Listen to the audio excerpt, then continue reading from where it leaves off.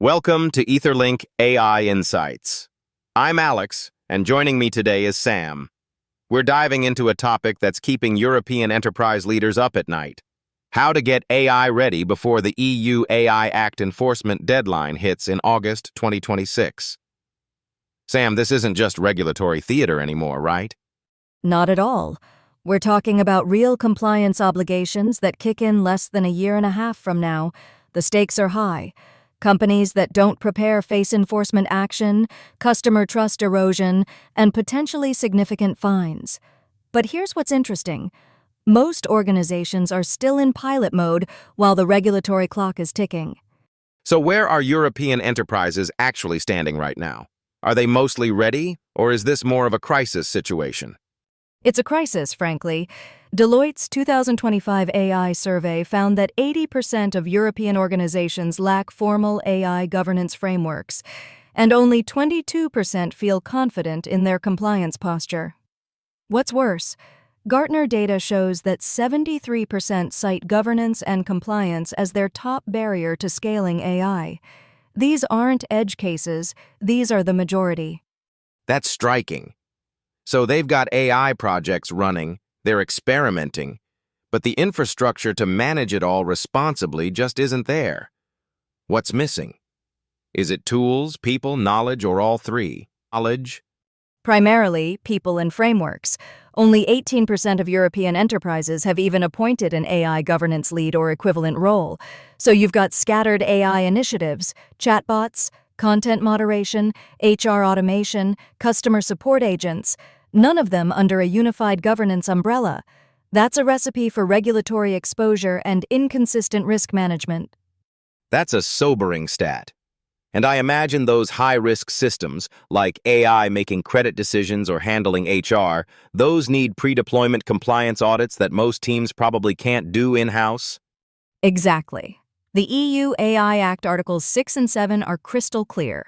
High-risk AI systems require conformity assessment. That's a formal audit process, not a checklist. Most teams don't have that capability internally, and hiring a full-time chief AI officer or ethics officer just to check boxes doesn't make sense financially, especially when you need to move fast. Which brings us to this concept of a fractional AI lead architect. This seems like it's specifically designed to solve this gap. Can you break down what that actually means in practice? It's a senior strategic technologist embedded part-time, typically 10 to 20 hours a week, who works inside your organization. They're not an external consultant who drops a report and disappears. They're building your governance framework, auditing your existing AI systems, classifying them by risk tier, and creating a maturity roadmap that takes you from pilot chaos to enterprise-grade operations.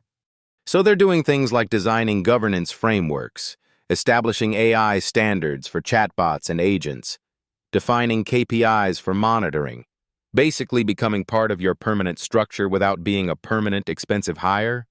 Precisely.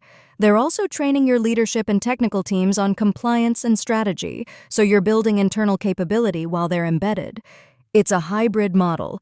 You get senior-level strategic guidance, but you avoid the cost and inflexibility of a full-time CTO, and you avoid the hit-and-run nature of a 6-week consultant engagement. That makes sense. Ethermind is pairing this fractional model with audits and readiness scans. So what does that actual process look like when an organization brings someone in? It typically starts with a baseline AI governance audit. You map every AI system in your organization, every chatbot, every automated decision, every generative AI tool, and classify them by risk tier according to EU AI Act criteria. Then you identify transparency gaps, bias detection weaknesses, documentation gaps. And from that audit, they build a roadmap? Yes. The roadmap is specific and phased. It shows you which systems need remediation first, what new processes need building, how to integrate bias testing and fallback protocols, and how to create audit-ready documentation. Compliance becomes tangible, not abstract. Let's talk about what's actually happening in August 2026. What concretely changes? The EU AI Act moves from prohibition, banning genuinely dangerous AI, to enforcement of obligations for high-risk and general use systems. High-risk AI requires conformity assessment with no exceptions.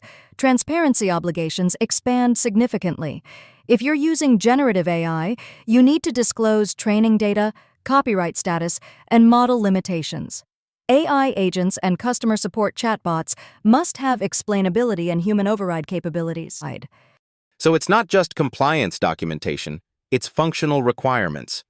Your AI agent has to be able to explain its decisions, and you have to have a person who can override it? Right. And you need audit logs, impact assessments, and incident reporting mechanisms. It's not just, we have an AI, it's, we can prove to regulators exactly how this AI works, what it was trained on, how we tested it, and how we monitor it. Forrester found that 64% of European enterprises haven't even conducted an AI governance audit yet. That's a massive time and capability gap. So there's a real window here. Early movers have an advantage.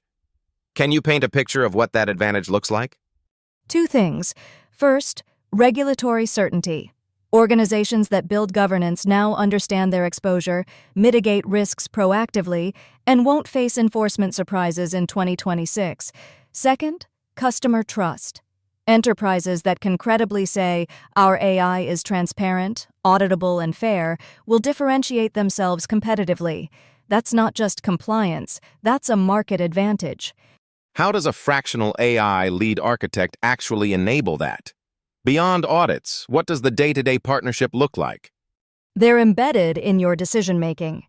When your product team wants to launch a new chatbot, the fractional architect is there asking, is this high risk? Does it need bias testing? What's the fallback when it fails? What does the customer transparency statement look like? They're building a culture where governance and strategy are baked into every decision, not bolted on afterward. And they're also training your team, which means when that person leaves, you're not starting from zero again? That's the whole point. A fractional model works only if you're building internal muscle memory. They're mentoring your technical leads, documenting processes, and enabling your team to maintain and evolve the governance framework after they scale back. It's knowledge transfer by design. For organizations that haven't started this work yet, what should they be thinking about first? First, admit you have an AI inventory problem. Map every AI system you're using. Then classify by risk. High-risk systems, anything in HR decisions, credit decisions, content moderation, customer-facing agents, those need immediate audit and remediation focus. That triage alone tells you where to invest your effort and budget first. So it's not we need to fix everything at once. It's being strategic about which systems present the highest risk. Exactly. You can't remediate 50 systems in 18 months, but you can absolutely remediate your 8 high-risk systems, establish governance processes, and create a plan for medium-risk systems. Starting today matters far more than being perfect by August 2026. What about organizations that say, we're small, this regulation won't apply to us? Is that a valid concern? Not really. The EU AI Act applies to any organization operating in the EU or selling to EU customers. Size doesn't exempt you. A small B2B SaaS company using AI in its platform is just as subject to compliance as a Fortune 500 firm. What changes is the complexity and cost, but the obligations are real. Okay, so if someone's listening and they're thinking, we need to move on this, what's the first step they should take? Contact an organization that specializes in fractional AI leadership and governance audits. Get a baseline assessment, understand your current state, your risk exposure, and what a realistic 18-month roadmap looks like. That conversation alone is clarifying and usually costs nothing. Then you can decide whether fractional support makes sense for your organization. And for anyone wanting to dig deeper into this topic, the governance frameworks, the compliance specifics, the real-world examples of how this works, head over to EtherLink AI and find the full article. We've covered a lot of ground here, but there's much more detail there. Sam, thanks for breaking this down. Great conversation, Alex. The EU AI Act is real, it's coming, and it's solvable if you start now. Organizations that treat this as a strategic opportunity rather than a compliance burden will lead in the European AI market for years to come. That's a great final thought. Thanks everyone for tuning in to EtherLink AI Insights. See you next time.